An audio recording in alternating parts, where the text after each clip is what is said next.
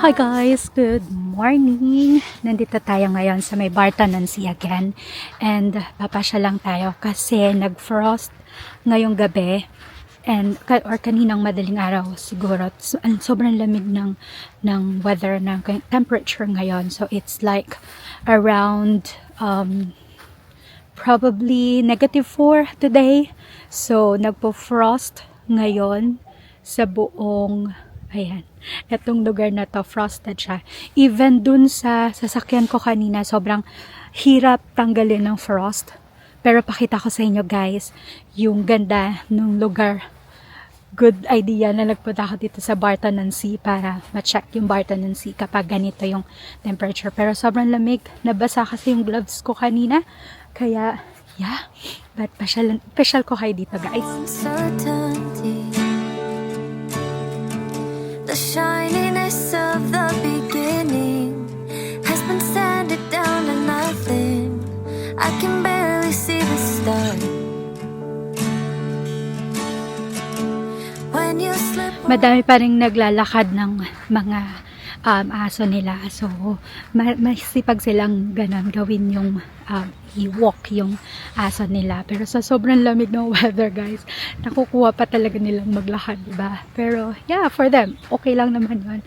So, tingnan natin yung dagat, kung ano ang itsura kapag ganitong, sobrang lamig ng panahon. I pull you in. You say it's over, I begin again. What was hope is desperation to keep what we once had. So, lipat tayo dun sa kabilang side.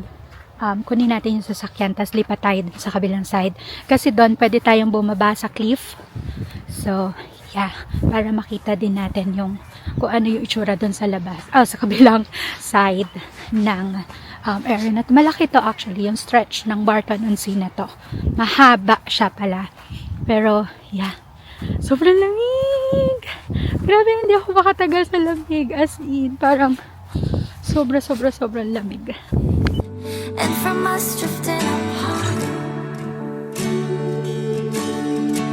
So should I let it die or fight for you? For the burning flame that's turning. So we're here na guys sa other side. Mas madaming tao dito. Tsaka mas puting-puti yung side na to as compared dun sa kabila.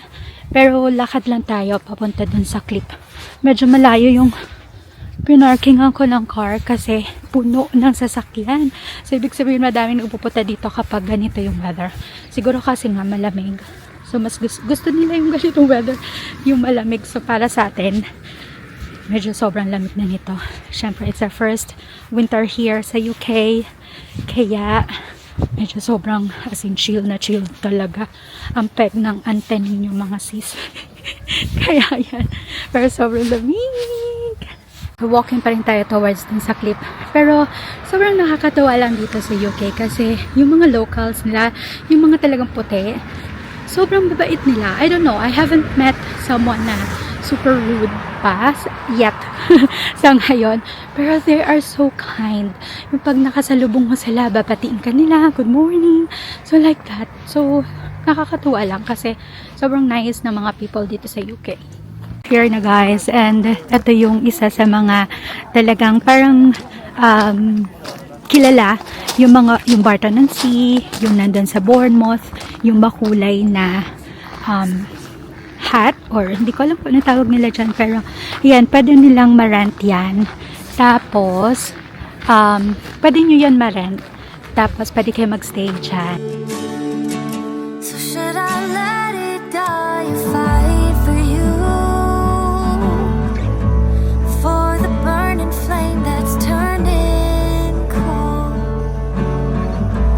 Let it burn out till it's ashes, or stoke the ember till it catches. So, baba lang tayo dito sa malapit sa shore. Pero hindi na tayo for sure makakapag-check ng water kasi sobrang lamig yan for sure. Kasi nga, nagpo-frost ngayon dito. So, yan. But, gusto ko lang makita na malapitan. Kasi nung kami ni ate, hindi kami nakababa. Kasi nga, tight na yung oras namin. Tapos, Yun, basta baka hindi na makaakyat after that. Pero, yeah, maganda naman pala siya kasi hindi siya sobrang taas. Kayang-kaya lang natin na babain. So, ayan. Cliff kasi itong side na to. Fight for you. Sometimes this feels like a game, but you're on the sidelines, you don't even play. You know I'll catch you when you fall, but don't you know that I fall too? Oh, do you know me at all? So should I let it die and fight for you? Or the burning flame that's turning cold? Let it burn out till it's ashes, or stroke the ember till it catches. Should I let it die or fight for you? Okay, so finally, nandito na tayo sa may shore na area na side. So, sobrang ganda, guys. Medyo, kahit pa paano, parang bumaba na siguro yung temperature kasi medyo mainit na sa side na to. Or probably because may araw lang na lumabas yung araw na sandali. Tapos, ayan, medyo nag-gloomy na naman yung weather. But yeah, ito yung Barton-on-Sea. Mahaba to actually, guys. So up to there. Tapos makikita mo na dyan yung Isle of Wight. Kaya lang, since mag-fog ngayon, so hindi siya masyadong makikita. Pero actually kita yan kapag nandito na tayo sa side na to. Kitang-kita na yung Isle of Wight. I'm getting tired of carrying our weight. You try to give up, I negotiate. Keep all our memories in a shrine. So balik na tayo, guys, sa taas. Kasi medyo nagtatanghali na rin naman. And magpe-prepare pa tayo for New Year's Eve. Pero may pasok pa ako mamayang gabi. Pero it's just a 30-minute visit. So mabilis hanggang, guys. Ito yung aakyatin natin. Hinihingal na ang tina. Pero ito yung aakyatin natin ngayon. Tapos later, doon naman. So yeah, akyat muna tayo.